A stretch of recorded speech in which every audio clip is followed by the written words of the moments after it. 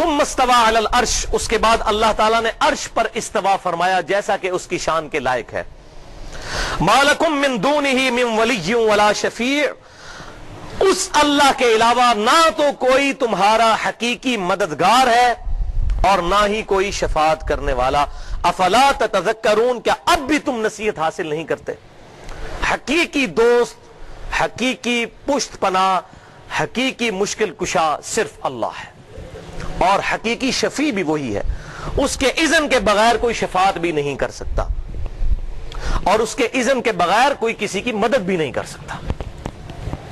لیکن یہاں پر یہ بات یاد رکھیے گا، اللہ تبارک و تعالیٰ نے اس سورج کو ہمارے اس کرۂ ارض میں زندگی کا بہت بڑا ذریعہ بنایا ہے.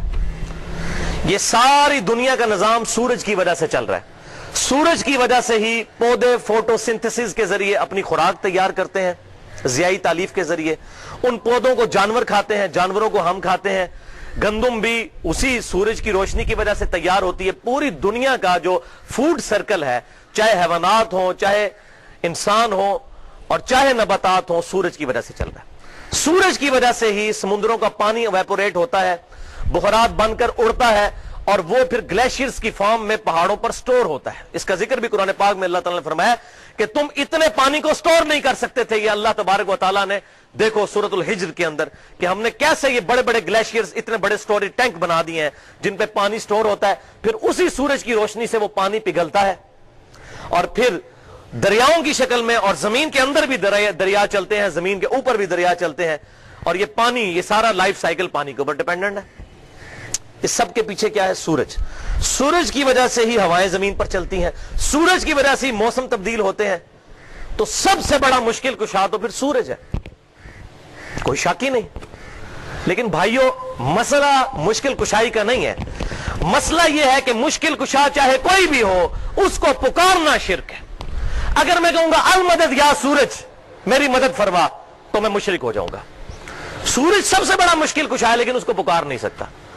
اسی طریقے سے فرشتے بارش برساتے ہیں اللہ کے حکم سے. اگر میں کہوں کہ فرشتوں بارش برسا دو، مشرک ہو جاؤں گا. دعا اللہ ہی سے کرنی ہے. شرک is the most sensitive issue in the sight of اللہ. اللہ کے حضور سب سے زیادہ حساس معاملہ ہے شرک کا. اسی لیے کیٹاگوریکل سٹیٹمنٹ ہے قرآن پاک میں ایک ہی صورت میں 2 دفعہ، سورہ نساء کی آیت نمبر 48 اور 116 میں، بسم اللہ الرحمن الرحیم، ان اللہ لا یغفر ان یشرک بہ ویغفر ما دون ذلک لمن یشاء. بے شک اللہ تعالیٰ اس گناہ کو کبھی معاف نہیں کرے گا کہ کوئی شخص قیامت والے دن اللہ کے حضور اس حال میں پیش ہو کہ اس نے دنیا میں اللہ کے ساتھ کسی قسم کا شرک کیا ہوا. اس کے علاوہ جتنے گناہ ہیں معاف فرما دے گا جس کے لیے چاہے گا. وہ بھی اوپن لائسنس نہیں ہے. اور پھر اس کی ایپیکس اور کلائمیکس ہے سورۃ المائدہ کی آیت نمبر 72، انه من یشرک باللہ فقد حرم اللہ علیہ الجنہ ومأواہ النار وما للظالمین من انصار. بے شک جس نے اللہ کے ساتھ کسی قسم کا شرک کیا، اللہ تعالیٰ نے اس پر جنت حرام کر دی ہے، اس کا ٹھکانہ دوزخ ہے، وہاں پر اس کا کوئی مددگار نہیں ہوگا. حتیٰ کہ سید الاولین والآخرین، شفیع المذنبین، رحمت للعالمین، سیدنا و مولانا امام اعظم محمد رسول اللہ صلی اللہ علیہ وسلم کی صحیح حدیث، صحیح بخاری اور مسلم کی متفق علیہ حدیث ہے کہ آپ صلی اللہ علیہ وآلہ وسلم نے فرمایا، اللہ تعالیٰ نے ہر نبی کو ایک مقبول دعا دی تھی جو اس نے اسی دنیا میں کر لی، اور میں نے اپنی دعا اپنی امت کے لیے چھپا کے رکھی ہے. قیامت والے دن میں اس دعا کے ذریعے اپنی امت کی شفاعت کروں گا. میری دعا سے میرے ہر امتی کو نفع پہنچے گا سوائے اس شخص کے جس نے دنیا میں اللہ کے ساتھ کسی قسم کا شرک کیا ہوا، سوائے اس شخص کے. تو شرک is the most sensitive issue in the sight of اللہ. اللہ کے حضور سب سے زیادہ حساس معاملہ ہے شرک کا. اور اس میں 2 باتیں یاد رکھیے جو میں نے بات کر دی کہ مشکل کشا تو سورج بھی ہے لیکن پکار نہیں سکتے. تو یہ جو کہتے ہیں یا علی مدد یا شیخ عبد القادر جیلانی مدد، تو کہتے ہیں اللہ نے اختیار دیا. بھائی اختیار دیا ہوا ہو تب بھی for the sake of argument agree کہ اختیار دیا ہوا ہے فرشتوں کی طرح، تب بھی پکاریں گے تو شرک ہو جائے گا. پکارنا دعا ہے اور دعا عبادت کی شکل ہے، اور عبادت اللہ کے ساتھ خاص ہے. یہی وجہ ہے کہ ہر نماز میں اللہ تعالیٰ نے ہم سے عبادت کا جب عہد لیا، ایاک نعبد، تو ساتھ ہی وَإِيَّاكَ نَسْتَعِينُ میں عبادت کی اعلیٰ ترین شکل دعا کو الگ سے ذکر کیا. اے اللہ ہم صرف تیری عبادت کرتے ہیں اور غائب میں مدد کے لیے وَإِيَّاكَ نَسْتَعِينُ دعا کے لیے صرف تجھی کو پکارتے ہیں.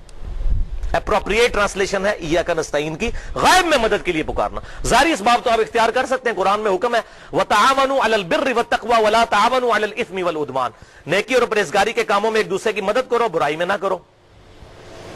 یہ میرے سامنے بھائی بیٹھے ہیں، میں ان کو کہتا ہوں مجھے پانی پلا دیجئے افطاری کے بعد، ظاہر ہے کہ روزے میں تو نہیں، تو یہ مجھے پلاتے ہیں تو میں نے ان سے مدد مانگی، یہ بالکل شرن جائز ہے، قرآن پاک میں اس کا حکم ہے. لیکن یہ بھائی بغداد شریف میں اور وہاں بھی قبر شریف کے اندر دفن ہے اور میں کہتا ہوں بھائی مجھے پانی پلا دیجئے، وہی بات وہی جملہ صرف فریم آف ریفرنس اور کوارڈینیٹس چینج ہونے کی وجہ سے خالصتاً شرک اور ناقابل معافی جرم بن جائے گا والعیاذ باللہ تعالی.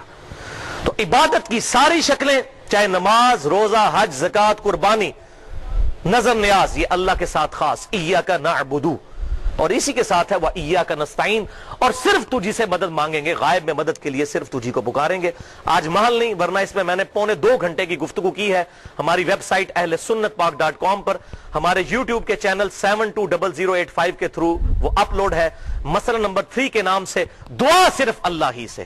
اور میں علا وجہ بصیرت یہ بات کہتا ہوں، کوئی بھی مسلمان ہو، اہل سنت کہلوانے والے تینوں گروہ، بریلوی، دیوبندی یا اہل حدیث یا اہل تشیع، ان میں سے کوئی بھی مسلمان ہو، کوئی بھی جان بوجھ کر اللہ کے علاوہ کسی کو دعا کے لیے نہیں پکارتا.